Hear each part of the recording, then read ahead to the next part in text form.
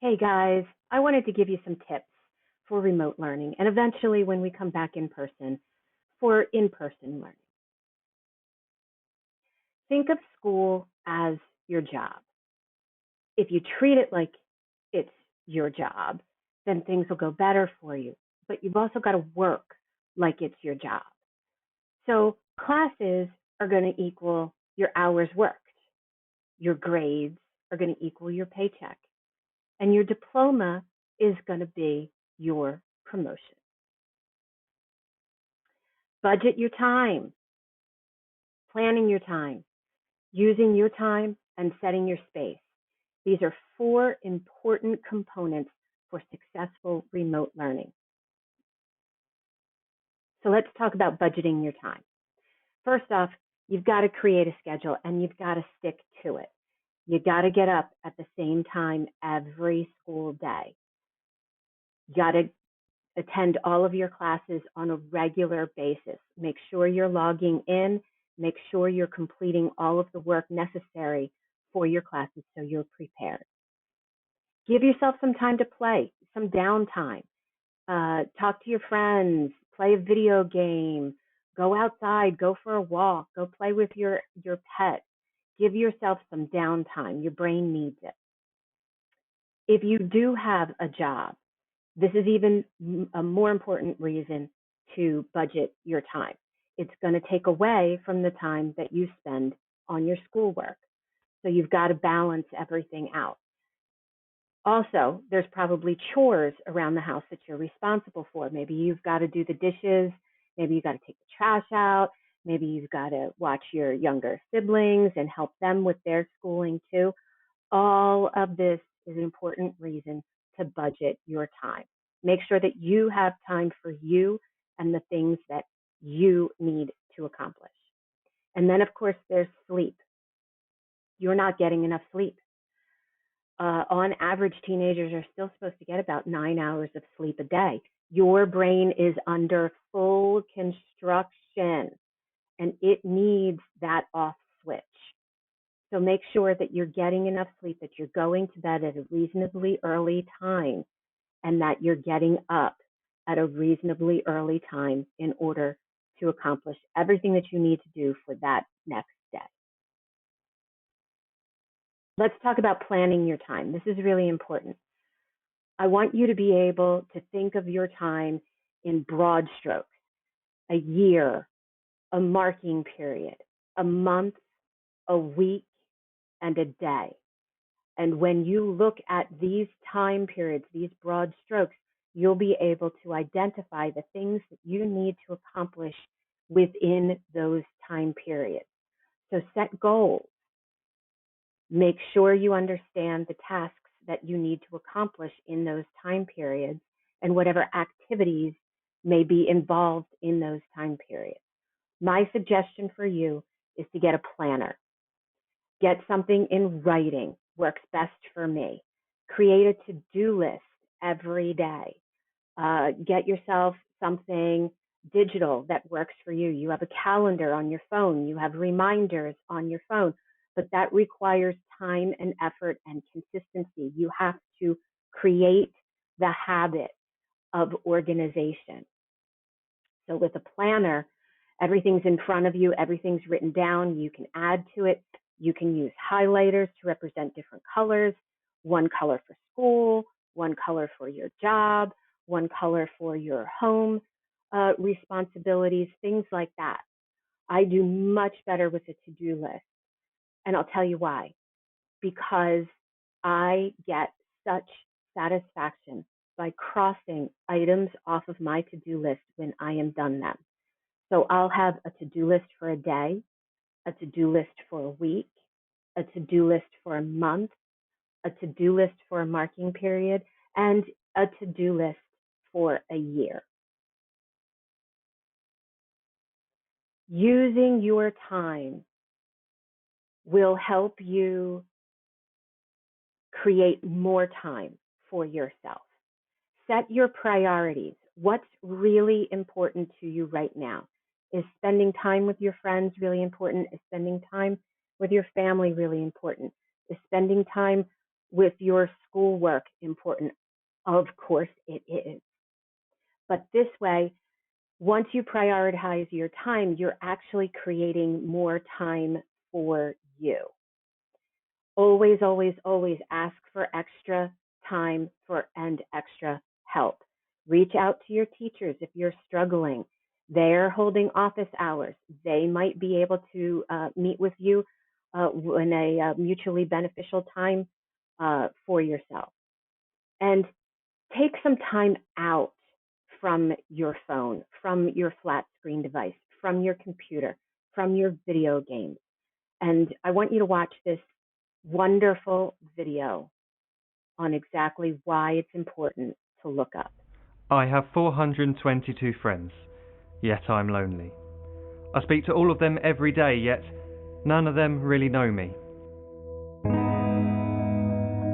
The problem I have sits in the spaces between looking into their eyes or at a name on a screen.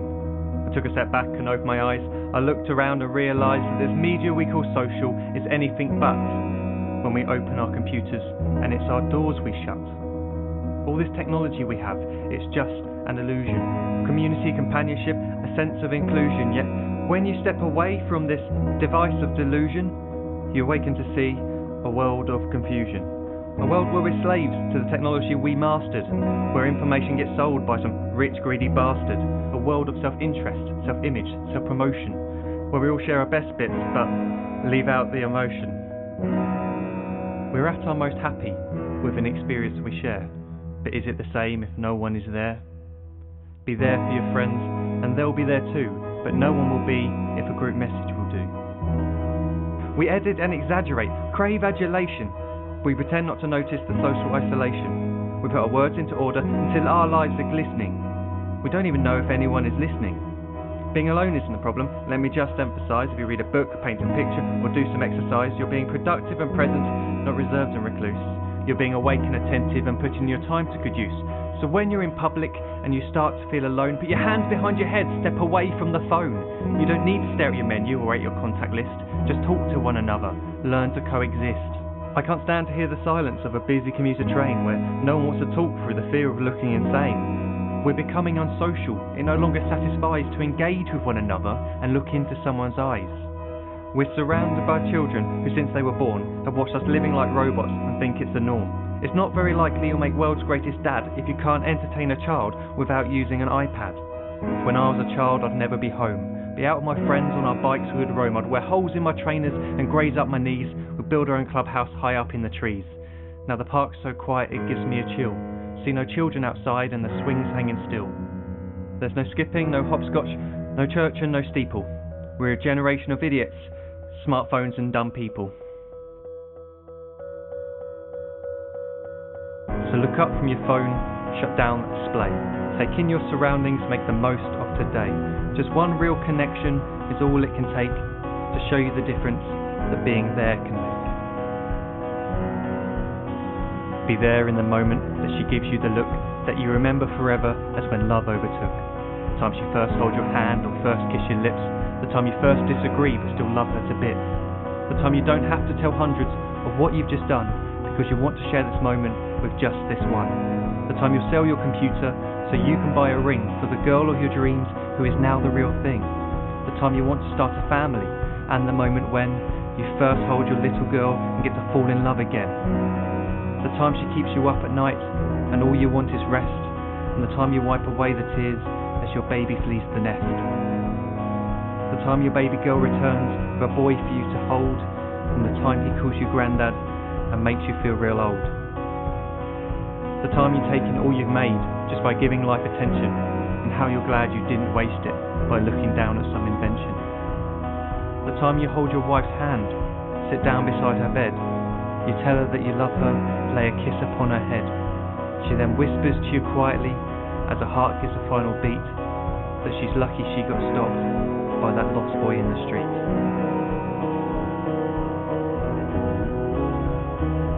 But none of these times ever happened. You never had any of this. When you're too busy looking down, you don't see the chances you miss.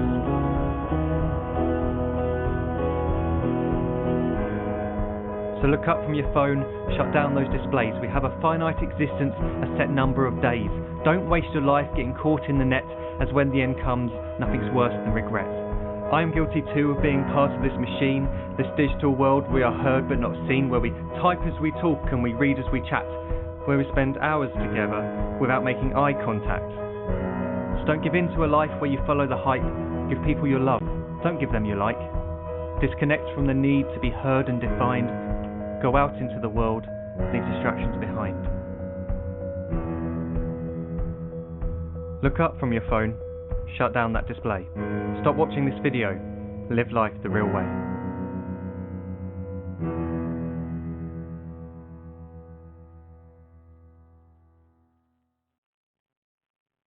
I love that video. I have 422 friends, yet I'm lonely. All right, let's talk about your space. You've got to find an area for yourself, somewhere where you can keep your things and your things will be safe. Make sure that that space has your technology that you need. The school provided you with a Chromebook. It's really important that you be able to, when you're doing your schoolwork, look at a bigger screen than just your phone. Some of your teachers gave you textbooks. Some of your teachers might require you to keep a notebook. I know I do. Other supplies that you might need paper, pencil, pens, highlighters, colored pencils, whatever the teachers need you to have, you should all have this located in one place. I grew up with 3 sisters, and we used to have to share our space and share the time and share our supplies.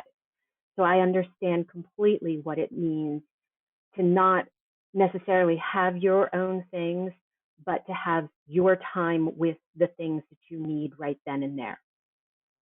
So create a schedule for that space. Create, during the day when you're taking your classes, and then in the afternoon, someone else can have that space. In the evening, someone else can have that space, and even later at night, someone else can have that space if they need it. Shared time. Again, you're probably hanging out with family members and you're probably getting really tired of each other. Make sure you take a break from each other and make sure that you understand that your needs and their needs are equal, and that you've got to create and you've got to communicate and you've got to have a space where everybody can be there and respect each other's learning. So here's an excellent video that I want to end with about time management tips for high schoolers. Is this thing on? Hello? Of course it's on. Hey, Mr. School Counselor, what's going on, everyone? Welcome home. My new viewers and subscribers, this place is also for you as well. Make sure before we begin, you're subscribing, you're hitting that little smash on the bell, getting your notifications on what's going on in Mr. School Counselor. This week, we've got time management, the basics. If there is any population or any group that I'm aware of that is very busy, extremely active, doing a whole bunch of different programs and activities, that's high school students. Not only do you have to go to school, do homework, study, some of you are in extracurricular activities, you gotta sleep. My student athletes, forget about it. Everyone and anyone in high school is doing something other than just being a student. Some already have a grasp on time management, some don't. And if that's you, this place is for you today. So sit back, take some notes, and enjoy the show. Hopefully it's entertaining, enjoyable, and educational. With that being said, welcome to the Mr. School Counselor Show.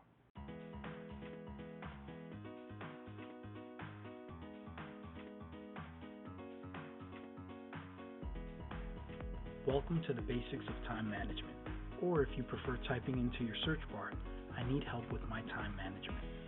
At the completion of this video, you will be able to define time management, understand its purpose, and apply it to your daily lifestyle. Alright, if you're the type to take notes, now is the time to grab a pen and pad. Before we begin, I'd like you to write down what time management means to you. This way you can compare similarities and differences. According to mindtools.com, they share that time management is the process of organizing and planning how to divide your time between specific activities.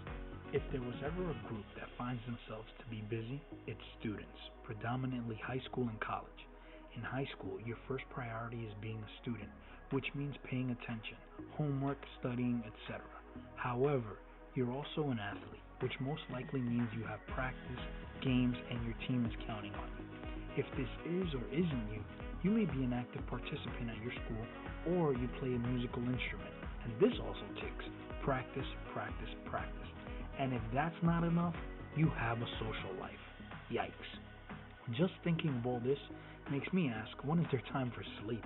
According to info.methodtestprep.com, teens who separate schedules for each of their responsibilities reach more goals. This could help you in your daily routine. You'll be able to check if you have commitments or free time. They also shared teens who practice good time management have less stress and also have more balance and success in other areas.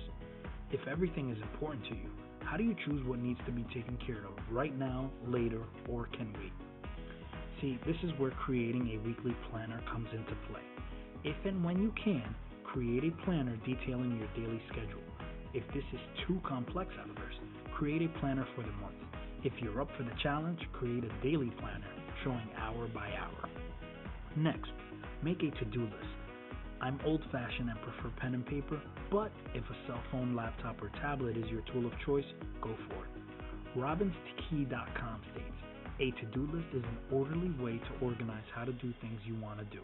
Projects and plans get broken down into bite-sized chunks that are doable.